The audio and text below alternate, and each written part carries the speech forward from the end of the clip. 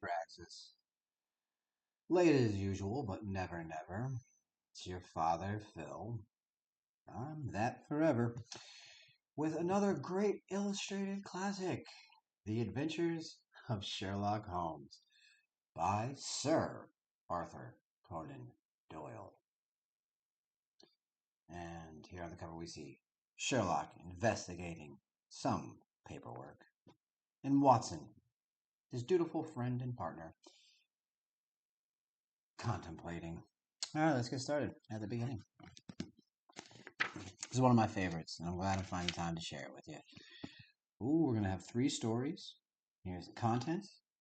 The stories are The Red-Headed League, The Adventure of the Speckled Band, and The Adventure of the Copper Breeches. Is that all? Oh, there's a lot more, but we got these 3 to start. All right, let's learn a little bit about the author. Arthur Conan Doyle was born in 1859 in Edinburgh, Scotland. He studied medicine and in 1882 opened his practice, but patients did not flock to young Dr. Doyle too quickly, and during the long months of waiting for them, he began writing. Although Doyle's first stories were not very successful, his first Sherlock Holmes novel, A Study in Scarlet, was an instant success. Doyle used one of his medical school teachers, Dr. Joseph Bell, as a model for Holmes. Bell was brilliant, not only at diagnosing the illness of his patients, but in studying their appearance, background, and habits to learn about them as well. These remarkable skills of observation and deduction Doyle transferred to Sherlock Holmes, so that the great detective is able to listen to the odd, mysterious, strange, and occasionally absurd stories his clients bring him and make sense of them. Sherlock Holmes and his friend and assistant, Dr. John Watson, appear in 66 short stories and 4 novels by Arthur Conan Doyle. Told you there was more. Excuse me. The 3 mystery thrillers you will read in this book are part of the collection of short stories which appear in the adventures of Sherlock Holmes. Once Holmes was established as a worldwide legend, Doyle himself came to be regarded as an expert crime solver. Real-life cases were brought to him, and he is credited with proving the innocence of many people unjustly imprisoned. Probably no other author has been able to create a fictional character who has become so real to his readers as Arthur Conan Doyle did with Sherlock Holmes. That's pretty cool. I did not know that. All right, let's get it going. The Red-Headed League. With the illustration, Holmes invites Watson in. As Dr. John Watson called on his friend, Mr. Sherlock Holmes, one autumn day, he found the great detective deep in conversation with a very stout, red-faced elderly gentleman with fiery red hair. "Forgive me, Holmes," said Watson in the doorway. "I didn't mean to intrude." "Not at all," said Holmes. "Come in and close the door behind you." Then, turning to his guest, the detective explained, "Dr. Watson has helped me solve many of my most successful cases, and I have no doubt that he will be just as useful in helping me solve yours too, Mr. Wilson." The stout gentleman nodded at Dr. Watson as Sherlock Holmes sat back in his armchair, putting his fingertips together, as was his habit when he was in a thoughtful mood. After Dr. Watson had seated himself on the sofa, Holmes leaned forward and spoke. "Mr. Jabez Wilson here has begun telling me a story which promises to be one of the most unusual I've heard in some time. I'm quite certain that a crime has been committed, but I want you to listen to the story from the beginning." Watson, right from Mr. Wilson's lips, and I'm sure you'll agree that I've never had a case like this before. Jabez Wilson pulled a dirty, wrinkled newspaper from his pocket and flattened it on his knee. It was a page filled with classified ads. As Mr. Wilson ran his finger down the column, Watson took a few moments to study him, realizing full well how much he could learn about a man from his appearance, according to the methods Sherlock Holmes had taught him. Jabez Wilson's clothes revealed him to be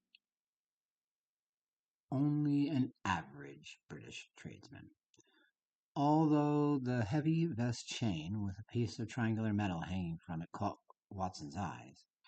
But other than that, there was nothing remarkable about the man, except his blazing red hair and his expression of anger. Holmes noticed Watson trying their guest, and he smiled. Holmes noticed Watson studying their guest, and he smiled. Except for the fact that Mr. Wilson has at some time done some manual labor, said Holmes, that he has been in China, and that he has done a great deal of writing lately. I cannot discover anything else. Jabez Wilson looked up from the newspaper with a start. How in the name of heaven did you know all that, Mr. Holmes? He asked. It's true, I once did manual labor. My first job was as a ship's carpenter.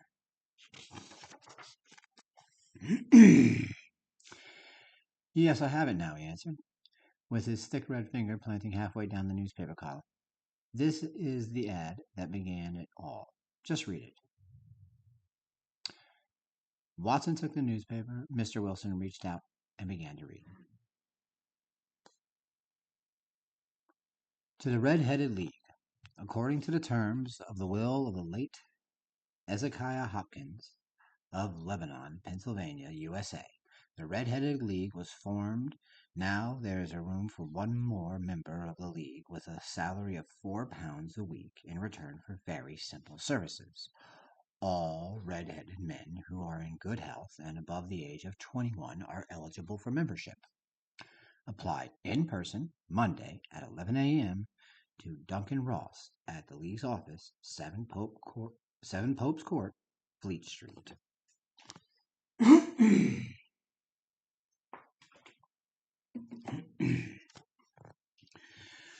When Watson finished reading, he sat back puzzled.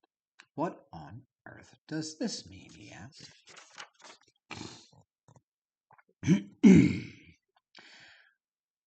Holmes chuckled. A bit odd, isn't it? He said. Then turning to Jabez Wilson, Holmes continued. And now, sir, tell us about yourself, your household, and what has happened to you since you read this ad. Yes, Mr. Holmes, said Jabez Wilson. Since that day, that ad appeared in the Morning Chronicle on April 27th, 1890, only 2 months ago, my life has been strangely changed. Well, to begin, I have a small pawnbroker's shop on Coburg Square here in London. It's not a very large business, and it's just about provides me a living. I used to have 2 assistants, but now I only keep 1. It would have been hard enough to pay him, but he was willing to come back and work for me at half pay in order to learn the business. What is the name of this ambitious young man? Said Holmes. Vincent Spaulding, replied Wilson. And he's not such a young man either. It's hard to guess his age, but I couldn't ask for a smarter assistant. He surely could better himself and earn more than what I pay him. But he seems satisfied, so why should I give him any ideas? You seem fortunate in having such an unusual assistant, said Holmes. Spaulding has his faults, too, said Mr. Wilson, always with his hobby, photography, snapping away with a camera, then diving down into the cellar to develop his pictures. But aside from this fault, on the whole, he is a good worker. He lives with you, too? Asked Holmes. Yes, he and a woman who does simple cooking and cleaning. I am a widower, Mr. Holmes, and never had a family. The 3 of us live very quietly. Anyway, it was Spaulding who brought the Chronicle into my office just 8 weeks ago today. Spaulding handed me the newspaper and said, I wish to God, Mr. Wilson, that I was a red-headed man. Why is that? I asked. "Because there's another vacancy in the League of Red-Headed Men," he said eagerly. "It's worth quite a fortune to any man who gets it. If my hair would only change color, I could probably be set for life." "What is this league, Spaulding?" I asked. "Haven't you ever heard of the League of Red-Headed Men?" he said, surprised.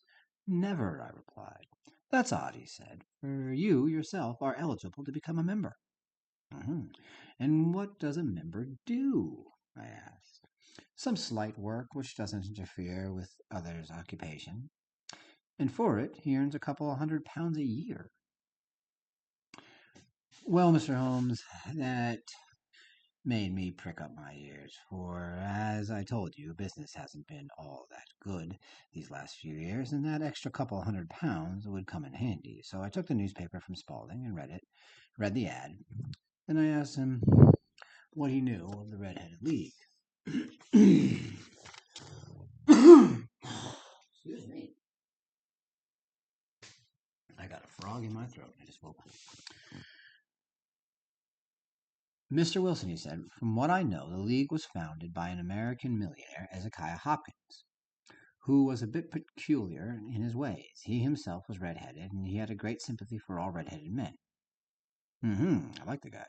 "So upon his death, his enormous fortune was left in the hands of trustees, with instructions to use the interest to help all red-headed men." Hear, hear. "But there must be millions of red-headed men who would apply for membership in the League," I told Spaulding. "Not as many as you might think," he answered. "Old Hopkins was an Englishman by birth, and has restricted membership to the League only to Londoners. Then, too, I hear that those with light red or dark red hair are rejected, and only those with real bright, blazing, fiery red hair are accepted. Anyone has only to walk in to apply, unless, of course, a few £100 aren't that important to you." He's being very convincing, isn't he? Excuse me. I have a big frog in my throat.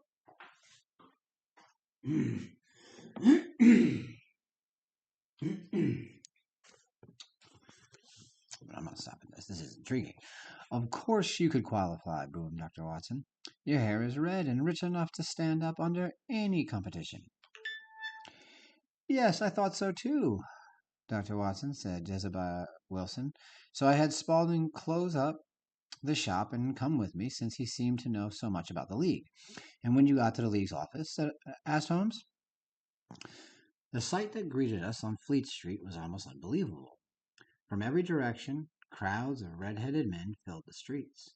Men of every shade of red, from straw to orange to brick to liver, but there were not so many with real, vivid, flame-colored red.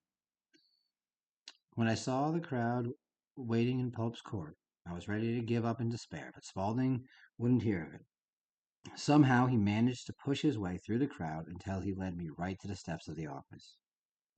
"A most interesting experience," said Holmes. "Do go on." I think I see what's happening. There was nothing in the office but a couple of wooden chairs and a card table, behind which sat a small man with a head even redder than mine. He spoke a few words to the men on line ahead of me and seemed to find fault with each one. When it came to my turn, he smiled at me and closed the door.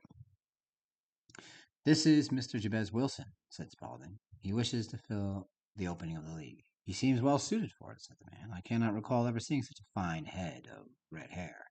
Then he suddenly stepped towards me, shook my hand, and congratulated me. Then he dropped my hand and said, "I hope, dear sir, that you will forgive me for what I'm about to do, but I must make absolutely certain." And he seized my hair in both his hands and tugged until I yelled in pain.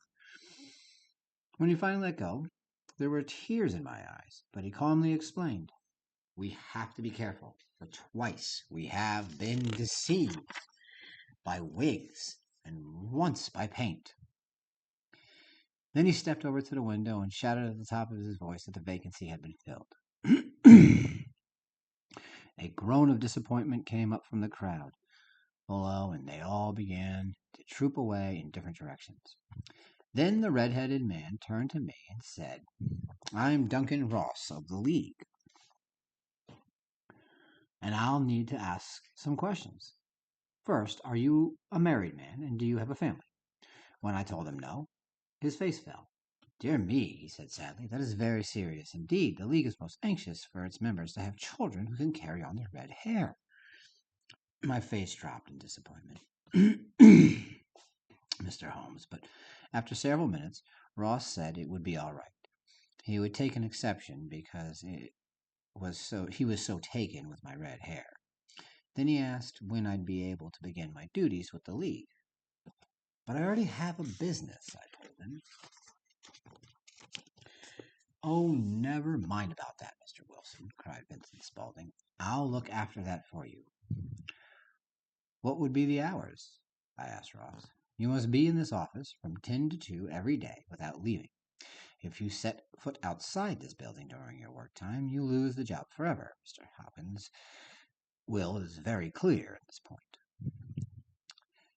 That, Mr. Holmes, sounded quite good, for I conducted my pawnbroker business mostly in the evening. Besides, I knew that Spaulding was a good man and would do just as he promised, so I agreed to the hours with Ross and asked him the pay. £4 a week," said Ross. "And the work I'm to do?" he asked. "You will copy the Encyclopedia Britannica, page by page. The first volume is in that closet. You must provide your own ink, pens, and paper, but we provide the table and chair. Can you start tomorrow?"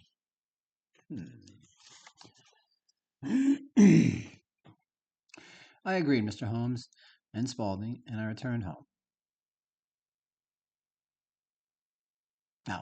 I agreed, Mr. Holmes, and Spaulding and I returned home, both of us pleased with my good fortune.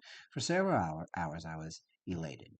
Then my spirits dropped, and I persuaded myself that this had to be some kind of a joke or a fraud. Someone was playing on me, but I could not figure out why. It seemed unbelievable that anyone would make a will leaving all that money to people for doing something so simple as copying the Encyclopedia Britannica. But with Spaulding's encouragement and my curiosity aroused, I set off for Pope's Court the next morning, carrying a penny bottle of ink, a quill pen, and 7 sheets of paper. To my surprise, everything was ready, and Mr. Duncan Ross was there to see that I got right to work. He gave me the A volume of the encyclopedia and then left. But he dropped in from time to time to see that everything was all right. At 2 o'clock, he said goodbye and complimented me on the number of pages I had read. This went on day after day, Mr. Holmes, and on Saturday, Mr. Ross came in and handed me 4 gold sovereigns for my week's work. This went on week after week for 8 weeks, the only change being Ross stepped in less and less as I worked, until he stopped coming at all. Still, I didn't dare leave the office for fear of losing the job. During those 8 weeks, I wrote about abbots and archery and armor and architecture, and was nearly ready for the B volume when suddenly the whole business came to an end. "To an end?" asked Holmes. "Yes, sir, just this morning. I went to work as usual at 10 o'clock, but the office door was shut and locked. A little square of cardboard was nailed onto the door. Here it is." Jabez Wilson held up the cardboard as Dr. Watson read. "The Red-Headed League is dissolved, October 9th, 1890. What's happening? Holmes immediately burst out laughing. "I can't see anything funny," cried Mr. Wilson, his face reddening almost to the color of his hair. "If you can't do anything better than laugh at me, I'll take my business elsewhere." "No, no," cried Holmes, shoving Jabez Wilson back into the chair from which he had half risen. "I wouldn't miss your case for the world, but you must admit yourself there is something a little funny about it. But tell me, what did you do next?"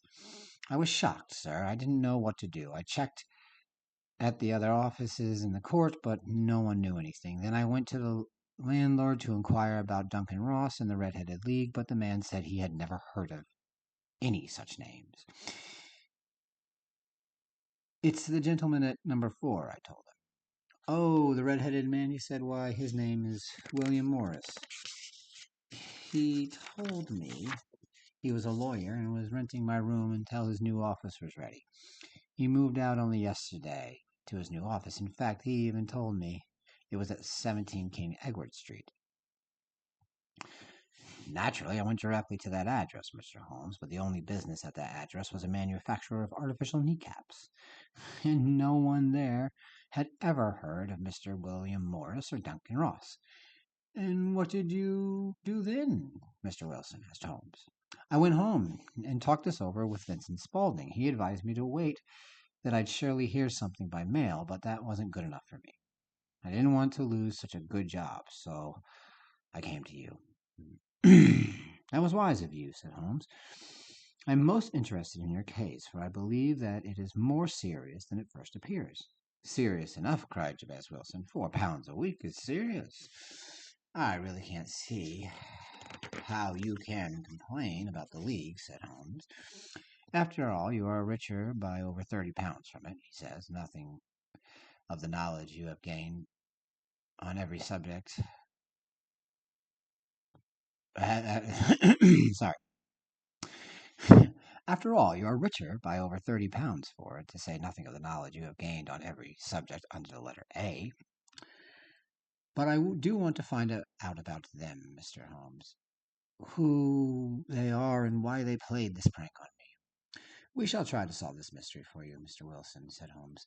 But first, one or two questions. Your assistant, Spaulding, the fellow who first called your attention to this ad, how long had he been with you before this? A month at the time of the ad. How did he come to you? I advertised for an assistant. Got a dozen applicants, too. Why did you pick Spaulding? He seemed bright, and he was willing to work cheap, as I told you. Yes, half wages, muttered Holmes. Tell me, Mr. Wilson, what does this Vincent Spaulding look like?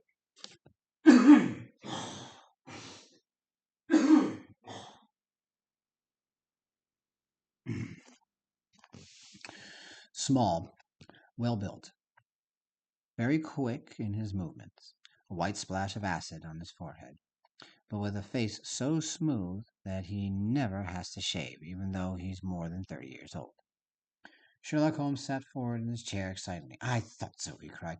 Tell me, Mr. Wilson, are his ears pierced for earrings? Why, yes, sir. He told me a gypsy did it when he was a boy. And is Spaulding still with you? Yes, I left him only a while ago. That will do, Mr. Wilson, said Holmes, rising. Today is Saturday, and I hope to have your mystery solved by Monday. Once Jabez Wilson had gone, Holmes turned to Watson and asked, Well, Watson, what do you make of it all? I make nothing, said Watson. It is a mystery to me. What do you plan to do? Smoke, answered Holmes, curling up in his chair, with his knees drawn up to his hawk-like nose, his eyes tightly closed, and his black clay pipe clamped between his teeth. Please do not speak to me for 50 minutes. That's very precise. After a while, when Watson was almost certain that Holmes had dropped off to sleep, the detective suddenly sprang out of his chair. Watson, he cried, can your patients spare you for a few hours? I'd like you to go to a concert with me this afternoon. I'm free today, of course, Holmes, but what about... Come, snapped Holmes impatiently. I want to stop in the city first. Holmes and Watson traveled by the underground and then on foot to Coburg Square, where Jabez Wilson had his business. The square was formed by lines of dingy, two-storied brick houses, which looked out onto the lawn of weedy grass and a few clumps of bushes. On the corner house, 3 gold balls and a brown sign said, with Jabez Wilson, in white lettering, identified the pawnbroker's shop. Holmes stepped in front of the building and looked it over, his eyes shining brightly. Then he walked slowly up the street and then down again to the corner, still looking intently at the houses. When he returned to the front of the Wilson's house, he thumped vigorously on the pavement with his walking stick. Then he went to the door and knocked. The door was opened by a bright-looking, clean-shaven young fellow who invited Holmes and Watson in. Thank you, said Holmes. I only wanted to ask directions to the Strand. Third right, then fourth left, said Spaulding, and he quickly closed the door. Smart fellow he is, said Holmes, as he and Watson walked slowly away. He is, in fact, the fourth smartest man in London, and as for daring, I'd say third. I've heard of Vincent Spaulding before. Then he has something to do with the Red-Headed League, asked Watson. Yes. And you asked directions of him merely to see what he looked like? Not him, said Holmes, rather the knees of his trousers, and I saw exactly what I expected to see. And why did you tap on the pavement? That will come later, my dear Watson. For now, I wish to explore the streets behind Coburg Square. As Holmes and Watson slowly walked past the buildings behind Jabez Wilson's shop, the street changed quickly from a shabby, quiet Coburg Square. The street became one of the city's main traffic roads, with carriages and pedestrians hurrying in both directions as they walked. Holmes called out the names of the shops and businesses they passed. Mortimer's Tobacco Shop, the Vegetarian Restaurant, the City and Suburban Bank, and McFarland's Carriage Station Office. And now, Watson, that does it. We're ready for lunch, and then off to our violin concert, where there are no red-headed clients to bother us. That afternoon, Sherlock Holmes and Dr. Watson sat in St. James Concert Hall with the great detective, himself a talented musician and composer, waving his long, thin fingers in time with the music. When the concert was over and Holmes and Watson were leaving the hall, Holmes finally brought up Jabez Wilson's case again. I believe, Watson, that a serious crime is being planned, but I feel that we have a chance of stopping it. Today being Saturday might complicate matters, but I shall need your help. Just be at Baker Street at 10 tonight, and kindly bring your army revolver. With a wave of his hands, Holmes turned on his heel and disappeared into the crowd. Watson stood outside the concert hall for several minutes, bewildered. What kind of stupid dolt am I? He muttered to himself. I have seen and heard everything that Holmes has seen and heard, yet he seems to know exactly what has happened and what is about to happen. Well, I'm completely confused. Do you know what's going to happen, Abe? Take a guess. Maybe you're right. Figure it out with your friend.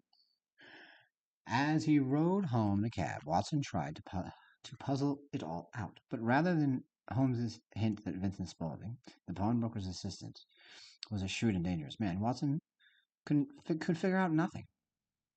Dr. Watson left his home at 9:15, arriving at 221B Baker Street. He saw two handsome cabs standing at the door of the detective's home.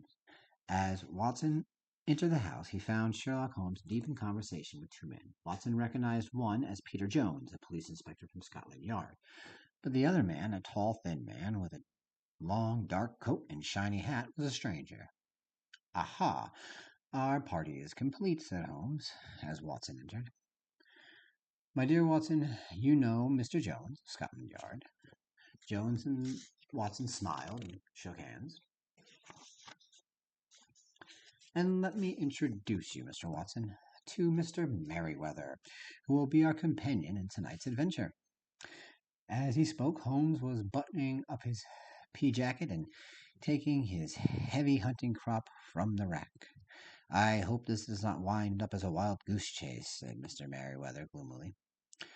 You can have confidence in Sherlock Holmes, said Inspector Jones. His ways may be a bit unusual, sir, but he is most often quicker and more successful in solving cases than our police force. All right, Inspector Jones, said Mr. Merryweather, if you say so. Still, I must confess that I shall miss my card game at my club. It's the first Saturday night in 27 years that I shall not be there. I think you will find yourself playing for higher stakes tonight than you have ever played for before, said Holmes, and that play will be more exciting. For you, Mr. Merryweather, the stakes will be a 30,000 will be of 30,000 pounds. And for you, Inspector Jones, the stakes will be a criminal you have been seeking for years. That is so, Mr. Holmes, said Inspector Jones. For years I have been following the trail of John Clay, the murderer, thief, and forger, but with no luck. He's a young man, but he is at the top of his profession. A pity, too, for his grandfather was a royal duke, and young Clay has been to Eton and Oxford, two of England's finest schools. His brain is as cunning as his fingers, and I never even managed to set eyes on him.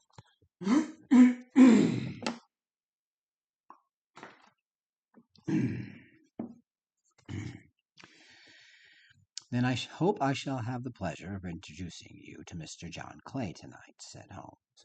And now, Inspector, it is time to leave. If you and Mr. Merryweather will ride in the first hansom cab, Watson and I will follow in the second.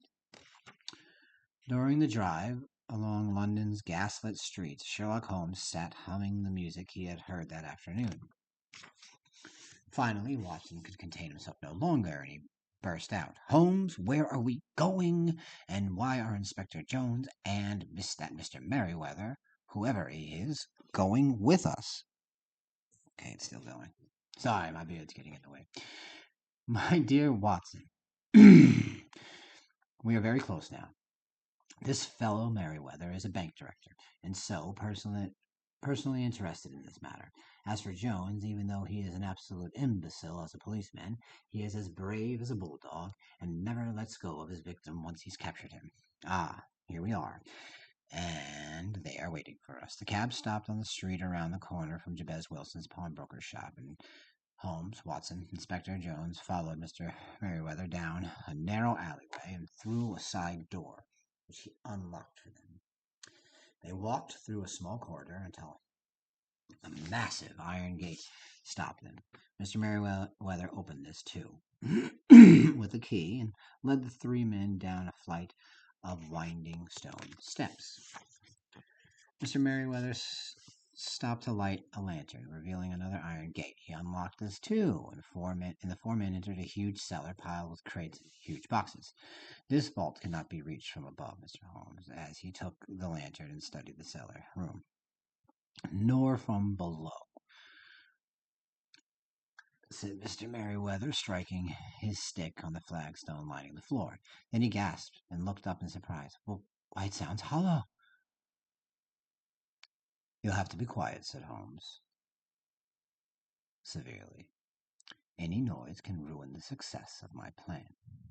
Now, please, Mr. Merrill, sit down on one of the crates and try not to interfere." The banker, looking a bit hurt, perched himself on a crate while Holmes fell to his knees, and with the lantern and magnifying glass began to examine the cracks between the stones. After a few seconds, he sprang to his feet and put the glass in his pocket. "We have an hour to wait," said Holmes, for they won't do anything until the good pawnbroker is in bed. Then they will get to work." Turning to Watson, Holmes added, "And now, Watson, as you have probably guessed, we are in the cellar of one of the major London banks. Mr. Merryweather is the chairman and the director of the bank, so I'll let him explain to you why these daring criminals are so interested in the cellar right now." "It's our French gold," whispered Mr. Merryweather. "We were warned that an attempt might be made to steal it." "French gold?" asked Watson, puzzled. "Yes, some 9 months ago. To strengthen our bank's resources, we borrowed 30,000 pounds of gold from the Bank of France. We never had the need to unpack the money, so it's still lying in these crates in the cellar. And now," said Holmes, "we must arrange our plan. First, Mr. Merryweather, we must darken the lantern. We cannot risk a light. Next, we must choose our positions. These are daring men who will not think twice about harming us, so we must be careful. I shall stand behind this crate, and the rest of you are to conceal yourself behind some other.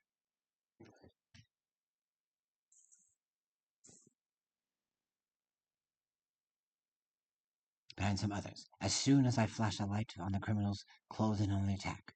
If they fire, Watson, shoot them down. Watson cocked his revolver and placed it on the crate behind which he was crouching. As soon as the others were in place, Holmes slid the plate across the front of the lantern and left everyone in pitch darkness. "They can retreat in only one direction," Holmes whispered to Watson. "That is through Mr. Wilson's house, but Inspector Jones has 3 officers waiting at the front door, and now we must be silent and wait."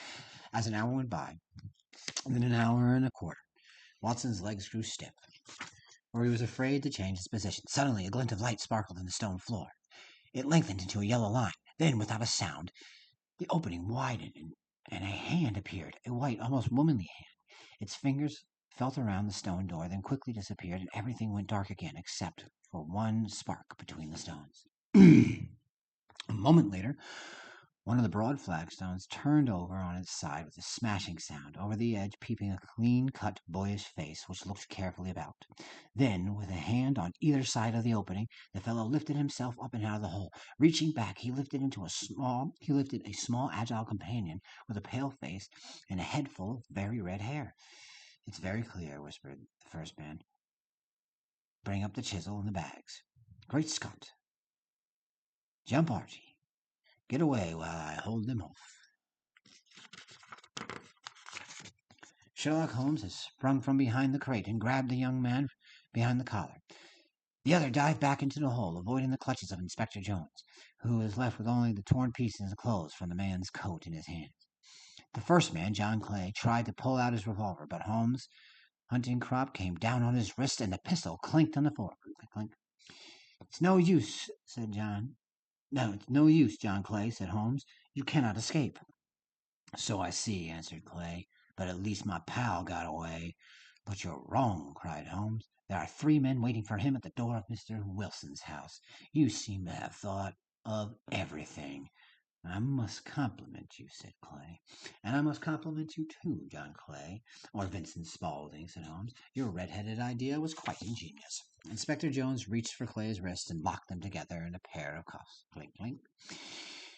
"Do not touch me with your filthy hands," said Clay coldly. "I have royal blood in my veins, and I wish to be addressed as Sir, and with the word please." "Ha!" cried Jones with a sneer. "Oh, well, will you please, sir, march upstairs, where we can place your highness in a royal cab and take you away to the police station?" "That's better," said Clay with a bow, and he walked off with the police inspector. Mr. Merryweather turned to Sherlock Holmes and said, "Really, Mr. Holmes, I don't know how the bank can repay you." "Just cover my expenses," Mr. Merryweather said Holmes. "I've had 1 or 2 little scores of my own to settle with Mr. John Clay, and it has been a unique and remarkable experience matching wits with the Red-Headed League." Later in the early hours of the morning, as Holmes and Watson sat over a glass of whiskey and soda, remember that they were up all night working, don't the judge, in Holmes' sitting room, the detective explained, "You see, with Watson, it was obvious from the start that the only possible purpose of the League's newspaper advertisement and the copying of the encyclopedia was to get Jabez Wilson out of his pawn shop for several hours each day. The method probably occurred to Clay by his accomplice's red hair and Jabez Wilson's red hair. Surely, paying the not-too-bright pawnbroker £4 a week was nothing when they stood to gain £30,000. John Clay's partner rented the temporary office of Duncan Ross or Wilson Morris, while Clay himself, as Vincent Spaulding, urged Jabez Wilson to answer the League's advertisement. In that way, they made certain that Jabez Wilson was out every morning, giving them time to dig. "But tell me, Holmes, what first made you suspicious?" "When I first heard that Vincent Spaulding had agreed to work for Mr. Wilson at half pay, I figured he was a strong motive for getting the job." "But how did you guess the motive?" "I immediately ruled out robbery of Mr. Wilson's home or pawn shop, for there was nothing of great value for these criminals to make such elaborate plans and spend the money they did. So I decided it must be something out of the house, but what? Then I remembered Wilson telling us Spaulding's interest in photography and of his frequent disappearances into the cellar. Yes, Watson, the cellar was the clue. Vincent Spaulding had to be doing something in the cellar, something which took many hours each day for months. The only thing I could come up with was that he was digging a tunnel for some other building. And how did you make sure, Holmes? When we first visited Coburg Square, I think I know, tapped my walking stick on the pavement in front of Jabez Wilson's pawn shop to see if the seller was in front or in back, added Watson, pleased now to understand the great detective. Yes, Watson, and it was not in front. Then I rang the bell, and as I hoped, Spaulding answered it.